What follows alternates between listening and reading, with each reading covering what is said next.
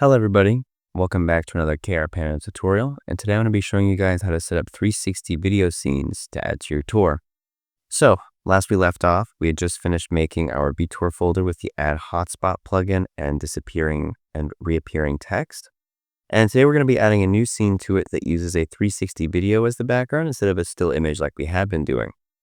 This isn't going to be too difficult, but there is going to be a little bit more code this time, so make sure you pay extra close attention and get the code file from the description of this video.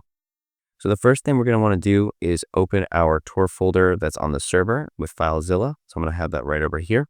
And we're just going to take the 360 video that we want to set as our scene and move it into the root folder. So that's going to be the VTour folder on the server. I've already done it to save some time, so I'll move this back away from the screen.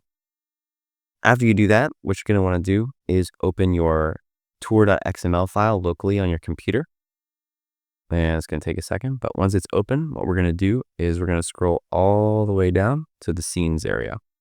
And what we're going to do is we're going to make a new scene by taking the code from an old scene and just copy pasting it, just like that. But we do need to make some changes so that the software doesn't get confused about which scene is which. So the two things that we need to change are the name and the title. So I'm going to first come over here and change the name from scene red square to scene something else. So in this case, I'm going to name it scene video. From there, we're going to change the title. I'm going to make it video, but you can make it whatever you'd like. After that, what you're going to want to do is open the 360 video code file. And we're going to first start with this chunk of code right here. We're going to put it right underneath this scene tag. And what this code does is it imports the video playing plugin from KRPANO. What the video player plugin does is, kind of what it says on the tin. It plays videos, but without it, the videos won't work. It'll just be a still image. So what we got to do after we copy paste this in is set up our video URL in the plugin. So the video URL is not literally like the URL like youtube.com or something like that. It's where the file is located relative to the tour XML.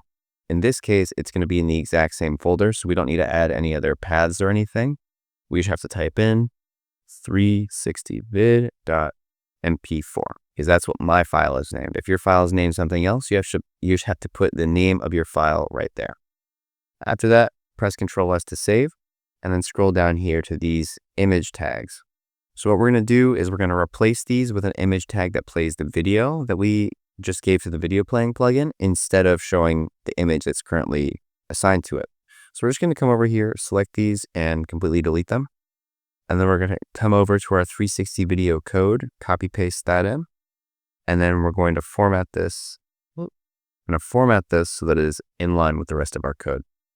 After we have this set up, we're just going to press Ctrl S, and then we're pretty much good to go. All we have to do now is take our tour XML and upload it to our server to replace the old one. So I'm going to do that right here.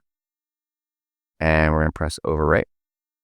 So it's now just replaced the tour XML that was on the server with our new one. And so now if we open up our tour, we can see we get dropped in. And if we go here to the scene selector, we can see there's a new scene here. So we're going to click on that.